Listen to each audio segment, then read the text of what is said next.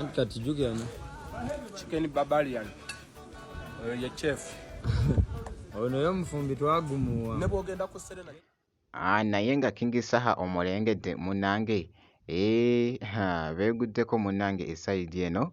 Mwana mulenzi munnange ate Gladiator ku mulundi guno abaddeko ne mwana mulenzi munnange ate King Saha nga bw'ogezaako okulaba akatambi munnange ate akatambi kw'ossa ne Mark Ghetto Speaker ngenda kubeera nga mbikutuusako mu maaso awo. Kw'ossa ate Pallaso nno ne muwala wa Chameleone Anna Mayanja munnange esayidi eno kw'ossa n'abaana be abaana ba Pallaso bali wano munnange ate mu Canada bali mu enjoyment esayidi eno. Waawo famire muganda wange eyo yeetaaga oggiwamu kaakadde by the way ne Pallaso naye kye yakoze esayidi eno. Kakasa nti nno video ogimpeera like kw'ossa ate n'okusubscribinga kasita obeera nga tonnaba ngenda sooka ate nkulageko ko katambi kano aka King Saha.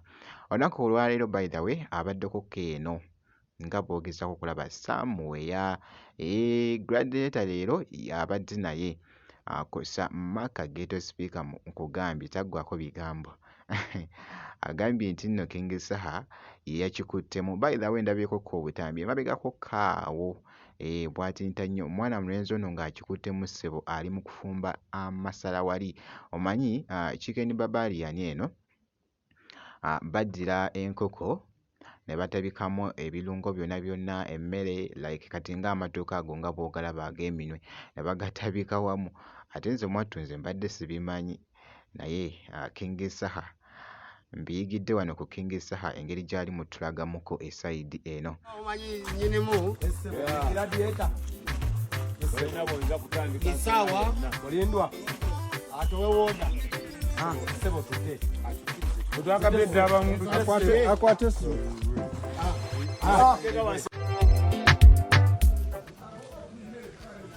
kati jugana chicken barbarian ye chef ono yo mufumbi twagumuwa nebogenda ku Serena genda kyoterako maawo mubende nebogenda ku Serena kino tosinna woosobola kijja asobola okifumba wuuyo yekka top naye ngaekyokulya kyo tukikwatidde mu system nonnono bwekiri.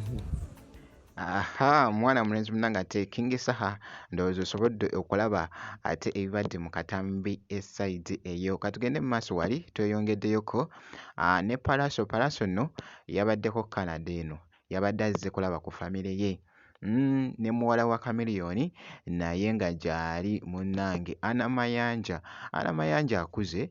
By the way byebimu ku byo ebibadde byogeza abamu obwama ku mukutu naddala nga TikTok esayidi eyo mu katambi kano wali kabadde katambwira ddala munnange ate okwetoola. Jjukira nti nebadde challenge gye babadde bakoze wali nga biri bitya muganda wange anti famire ya Pallaso nga boogezaako okulaba abaana abo. Kw'ossa ate munnange ne muwala wa Chameleone. Jjukira nti nno Chameleone alina abaana 7 era nga actually muwala wa Chameleone omukulu ye Ayla wali gwe yazaala munnange ate mu mukira munnange ate Dorothea era nga ye muwala we omukulu nga w'omulaba awo mu kifaananyi. Ne kulyoka kuddako munnange ate abaana abalala ba Anna Mayanja ba Abba Makasi, Alba, Christine, Alpha esayidi eyo nga bwe nkunyonyodde munnange. Kakati nno akatambi kano kabadde kakyagenda mu maaso munnange ate okutwedinga. Jjukira nti nno nkugambye nti nebadde challenge kasooke tukayiteeyitemukko olabe embeera nga bw'ebadde awo nga bakoona dansi wali bitya byonna gye bigwedde muganda wange wali e Canada tunuulira akatambi kaako.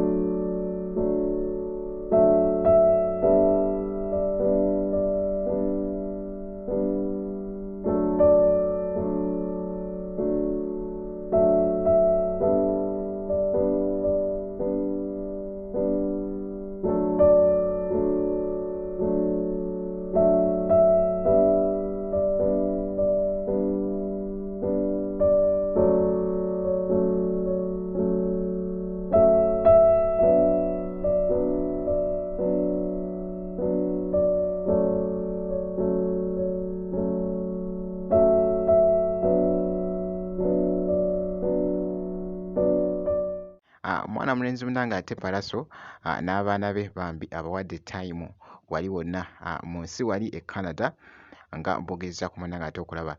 By the way, omuwala ndowooza omulengera kw'ossa n'oyo omuto naye ye omulenzi tabaddeemu abaana ba Palaso kuba namanya aba Palaso omu omulenzi tabaddeemu. Kakasa nti no video ogimpira like kw'ossa n'okusubscribinga kasita obeera nga tonaba ngenda kubeera nga nkomawoko mu maaso eyo n'ebirala katono nnyo bwe nti.